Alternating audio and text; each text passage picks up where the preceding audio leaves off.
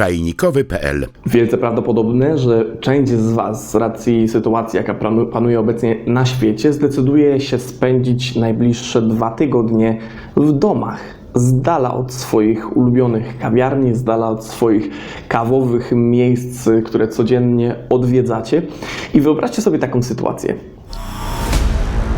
że przez ten czas nie wychodzicie z domu, w ogóle nie kontaktujecie się z nikim, ale kupiliście sobie kawę i zobaczyliście w domu, że ta kawa jest w ziarenkach. W jaki sposób taką kawę zmielić, skoro mamy ją tylko i wyłącznie w ziarnach? Przecież nie będziemy gryźli ziarenek przez najbliższe 2 tygodnie, zalewając jej w ustach wodą. Niestety tak się zdarzyło, że w domu nie mam młotka.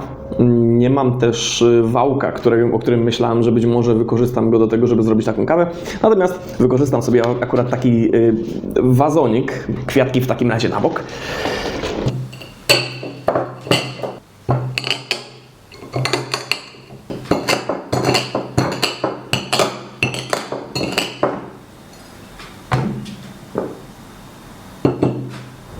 Zmielenie takiej ilości kawy zajęło mi w zasadzie koło pół godziny. Pewnie gdybym użył jakiegoś takiego bardziej praktycznego rozwiązania, miseczki zamiast talerzyka, nie musiałbym zbierać kawy ze stołu w tym momencie. Jest to jednak wystarczająca ilość kawy na to, żeby zacząć parzyć jakieś naparki. No i tutaj też wykorzystam do tego taką oto karawkę. Oczywiście woda z kwiatku mi się nie przyda. Nie wiem, czy tulipany są trujące, czy nie. Chyba nie. Wsypujemy w takim razie już zmieloną kawę. No i też zaznaczam, że nie wiem, ile tej kawy tutaj jest. Chodzi o to, żeby zaparzyć kawę w jak najprostszy sposób. Sięgam w takim razie po wodę, no i naleję jej tak niezbyt dużo. Tutaj jest dla mnie istotne tylko to, żeby nalać to wszystko w miarę równym strumieniem. Kontroluję tylko czas. Wydaje mi się, że to jest akurat bardzo fajne w parzeniu kawy, żeby kontrolować czas, gdyby coś nie wyszło, gdyby kawa była zbyt gorzka, niedobra, zawsze można wrócić do innych parametrów innego czasu parzenia. Kawę zamieszamy sobie raz i tutaj jest taki trik, który można zastosować, a jest nim położenie karawki w taki nietypowy sposób, tak żeby fusy, które opadają na dno, mogły opadać swobodnie, ale do tej przestrzeni tutaj w rogu. Tak mniej więcej po 2 minutach, czyli w połowie całego zaparzenia, należy podnieść karawkę i jeszcze raz bardzo dynamicznie zamieszać całość. To spowoduje, że wszelkie drobinki, które dotychczas unosiły się na powierzchni, zaczną powoli opadać. Nareszcie możemy przelać kawę i musimy zrobić to bardzo delikatnie, żeby jak najmniej tych fusów przeleciało nam.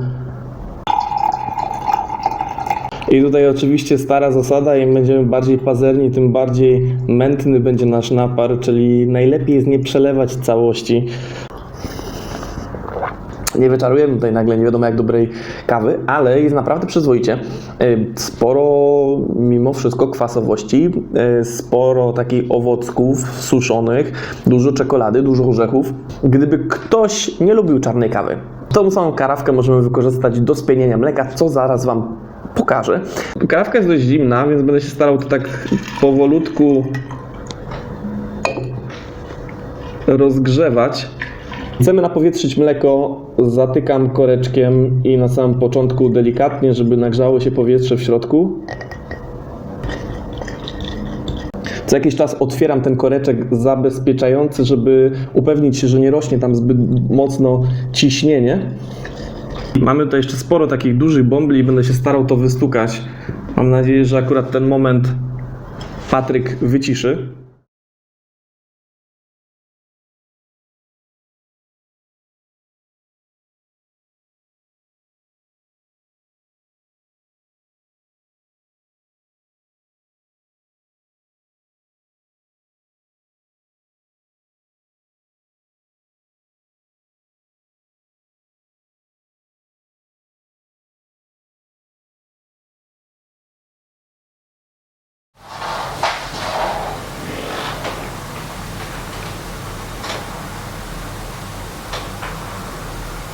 wykonałem pierwszy eksperyment, do Was należą kolejne kroki. Do zobaczenia w kolejnych odcinkach i do zobaczenia na czajnikowy.pl.